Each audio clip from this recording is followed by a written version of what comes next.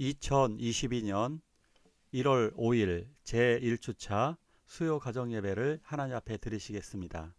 함께 기도하시겠습니다.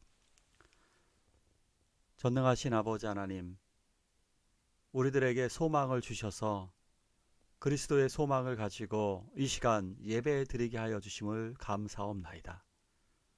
우리들은 미래에 대한 염려와 불안과 걱정이 있습니다. 올 한 해는 어떤 일이 벌어질지 우리는 알 수 없습니다. 그러기에 우리들은 이 예배로 하나님 앞에 시작합니다. 하나님, 주의 손으로 우리를 인도하여 주시옵소서. 나의 능력, 내 힘으로 살아가는 것이 아니라 그리스도의 능력, 그리스도의 힘으로 용기를 얻어 살기를 원합니다. 우리에게 닥쳐진 시련을 이겨내가기를 원하옵고 하나님이 이루시는 놀라운 일들을 목도하게 하여 주시옵소서. 이 시간 이 예배를 통하여 하나님의 뜻을 발견하며 하나님의 인도하심을 받는 주의 자녀들 되게 하여 주시옵소서. 주님께서 사랑하는 자녀들 아픔과 고통을 치유하여 주시기를 원하오며 예수님의 이름으로 기도하옵나이다. 아멘. 사도신경으로 신앙 고백하십니다.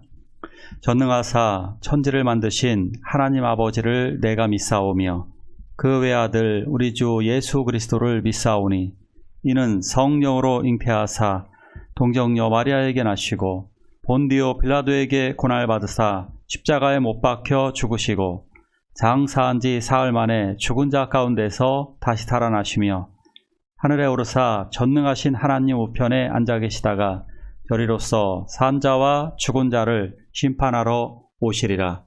성령을 믿사오며 거룩한 공예와 성도가 서로 교통하는 것과 죄를 사하여 주시는 것과 몸이 다시 사는 것과 영원히 사는 것을 믿사옵나이다. 아멘.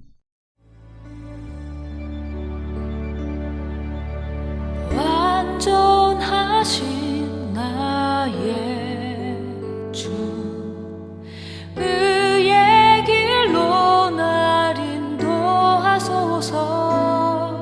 행하신 모든 일 주님의 영광 다 경배합니다.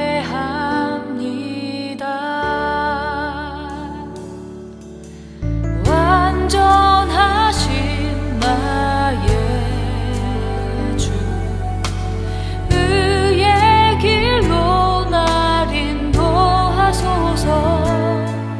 행하신 모든 일 주님의 영광 다 경배합니다. 예배합니다. 찬양합니다. 주님만 날 다스리소서. 예배합니다. 찬양합니다. 주님 홀로 높임 받으소서. 예배합니다. 찬양합니다. 주님만 날 다스리소서. 예배합니다. 찬양합니다. 주님 홀로 높임 받으소서. 예배합니다. 찬양합니다. 주님만 날 다스리소서. 예배합니다. 찬양합니다. 주님 홀로 높임 받으소서. 하나님의 말씀 같이 봅니다. 이스라엘이 모든 소유를 이끌고 떠나 브엘세바에 이르러 그의 아버지 이삭의 하나님께 희생 제사를 드리니. 야곱은 요셉이 살아있다는 소식 너무너무 좋았죠. 그것도 이집트의 총리가 되었다는 소식에 너무너무 감격해합니다. 더군다나 이제 요셉이 이렇게 이야기를 하죠. 애굽에 내려와서 사시라고. 왜냐하면 엄청난 흉년으로 인하여서 모든 가족들이 몰사할 수 있기 때문에 이제 이집트에 와서 살라고 요청하게 됩니다. 그래서 일단 애굽으로 피신을 가야 했습니다.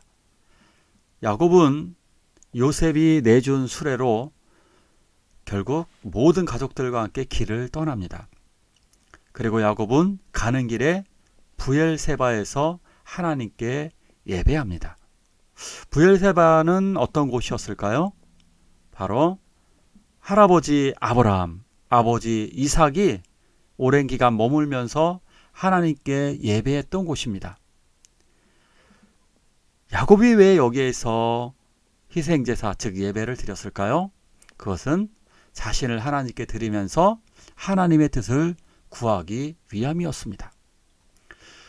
하나님의 약속 오래전에 있었죠. 베델. 그래서 그는 베델로 돌아갔습니다. 그렇다면 이 애굽으로 가는 것이 하나님의 뜻일까? 이것을 확인해야만 했었습니다. 당연한 거죠. 우리들도 내 맘대로 생각을 하고 내 맘대로 판단을 하게 된다면 우리들은 하나님이 필요 없습니다. 인생은 나의 것이 아닙니다. 내가 사는 이제는 나 사는 것이 아니요 내 안에 그리스도께서 사신 것이라. 이제 내가 살아가는 삶은 그리스도인으로 살아가는 것입니다. 그래서 우리가 예배하는 것입니다. 이 예배는 우리들 자신을 드리는 것이고 우리들 자신을 드려서 하나님의 인도하심, 하나님의 뜻대로 살아가게 되는 것입니다. 바로 그때에 그 밤에 하나님이 이상 중에 나타나십니다. 같이 말씀을 읽을게요. 그 밤에 하나님이 이상 중에 이스라엘에게 나타나 이르시되 야곱아 야곱아 하시는지라. 야곱이 이르되 내가 여기 있나이다 하매 내가 너와 함께 애굽으로 내려가겠고 반드시 너를 인도하여 다시 올라올 것이며 요셉이 그의 손으로 내 눈을 감기리라 하셨더라. 야곱이 하나님의 뜻을 구하자 예배하자 그 밤 이상 중에 환상 중에 하나님이 야곱에게 나타나서 야곱을 부르십니다. 야곱아 야곱아 내가 네 조상의 하나님이다. 너는 애굽으로 내려가는 것을 두려워하지 마라. 이렇게 말씀하십니다. 그러면서 세 가지의 약속을 해주십니다. 첫째 약속 이것입니다. 내가 너와 함께 애굽으로 내려가겠다. 애굽으로 가는 것이 과연 잘하는 행동일까? 굉장히 두려웠죠. 그런데 그리고 또 애굽으로 가게 되면 어떠한 일이 벌어질까? 두렵습니다. 이 두 가지가 하나님의 뜻일까? 그곳에서는 과연 어떠한 일이 벌어질까? 애굽은 이민을 가는 것입니다. 여러분 이렇게 생각하시면 됩니다. 애굽은 하나님 있는 땅이 아닙니다. 애굽은 미국이라기보다는 중국에 가깝습니다. 중국과 같은 나라로 이민 가라 그런다면 우리가 과연 갈 수 있을까요? 바로 그때에 하나님께서 이렇게 확실한 약속을 해주십니다. 내가 너와 함께 애굽으로 내려갈게. 하나님은 야곱이 어디에 거주하든지 어디로 이동하든지 늘 함께 지켜주시겠다라고 약속하신 것입니다. 이 약속은 우리 성도들에게도 똑같이 주십니다. 그것은 임마누엘의 약속, 하나님이 나와 함께 하신다는 약속입니다. 하나님은 어린아이들에게도 함께 하십니다. 하나님은 우리들의 마음 속에, 우리들의 삶 속에, 우리들의 영혼 속에 하나님이 계시면서 우리들을 인도하십니다. 자, 두 번째는 이렇게 약속하십니다. 내가 너를 인도하여 다시 올라올 곳이며 다시 고향 땅, 가나안 땅, 베델이 있는 그 땅으로다가 다시 돌아오게 해주시겠다는 약속이었습니다. 다시 돌아오게 하겠다. 그러니까 내려가도 된다는 것입니다. 우리들도 이 약속을 사실 받은 것입니다. 우리들은 지금 이 세상이 우리들의 고향이 아닙니다. 우리들이 살아야 할 땅은 영적인 가나안 땅, 하나님의 나라입니다. 하나님의 나라로 돌아가야만 합니다. 야곱의 약속은, 이 약속은 어떻게 실현되었느냐 하면요, 야곱이 죽고 나서 야곱의 뼈가 그 아들들에 의해서 가나안 땅으로 돌아와서 땅에 묻혀졌습니다. 그러니까 장례식은 가나안 땅에서 진행이 되었던 것입니다. 자, 여기에 커다란 의미가 있는 거죠. 하나님은 반드시 돌아오게 하십니다. 그리고 이것을 야곱의 후손들이 결국 애굽을 탈출하여서 가나안 땅으로 귀환을 약속하신 것입니다. 영적인 의미로 바라보면 결국 이 약속은 부활의 약속, 하나님의 나라로 인도하실 것, 천국으로 들어갈 것을 상징적으로 보여주시는 약속입니다. 세 번째, 하나님은 이런 약속을 해주시네요. 요셉이 그의 손으로 내 눈을 감기리라. 이 약속의 의미는 평안의 약속입니다. 약간 불행한 죽음은 이런 게 있는 거죠. 쓸쓸하게 나 혼자 죽어가는 겁니다. 이것이 가장 안 좋죠. 가장 이상적인 죽음은 뭘까요? 사랑하는 사람들이 지켜보는 가운데 죽는 거죠. 가장 사랑하는 아들 요셉과 다른 모든 아들이 지켜보는 가운데 야곱은 임종을 맞게 됩니다. 요셉이 눈을 감겨준다라고 하는 것, 사랑하는 사람들이 지켜보는 가운데 죽음을 맞이하는, 즉 가장 복되고 평안한 죽음이라고 이야기할 수가 있습니다.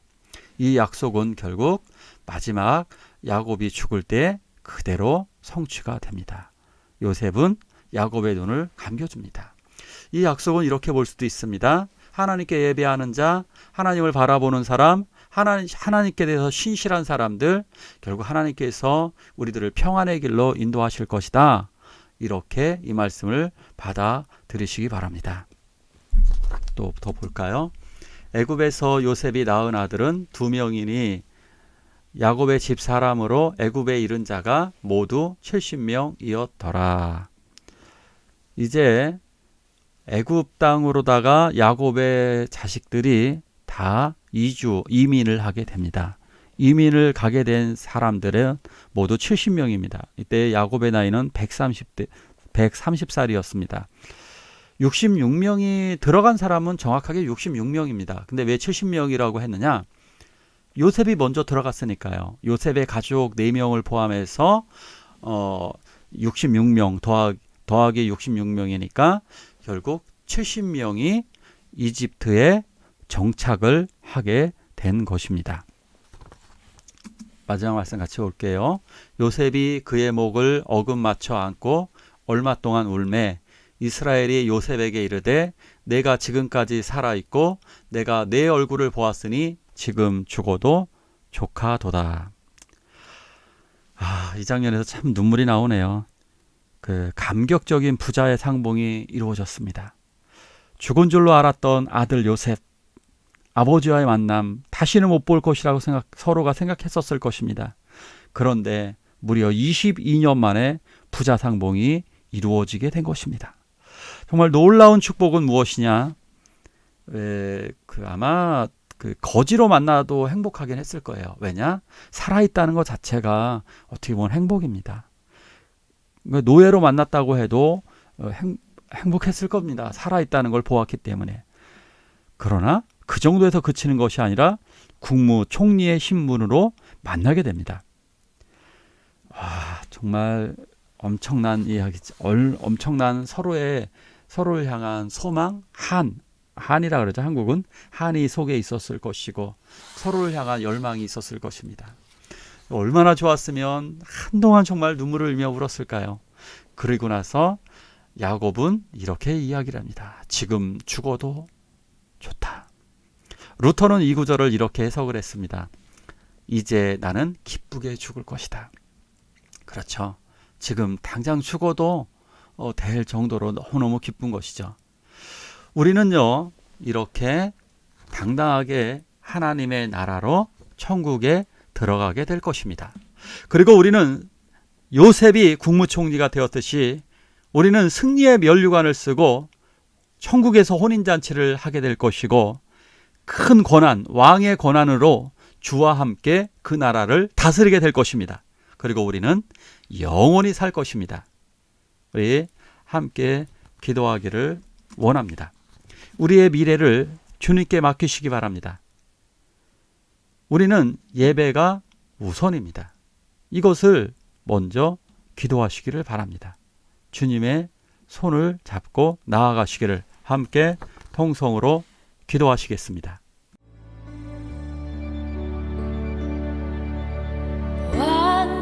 완전하신 나의 주, 의의 길로 날 인도하소서. 행하신 모든 일 주님의 영광 다 경배합니다.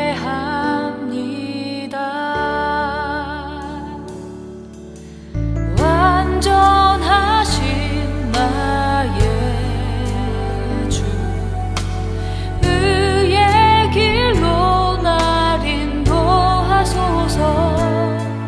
행하신 모든 일 주님의 영광 다 경배합니다. 예배합니다. 찬양합니다. 주님만 날 다스리소서. 예배합니다. 찬양합니다. 주님 홀로 높임 받으소서.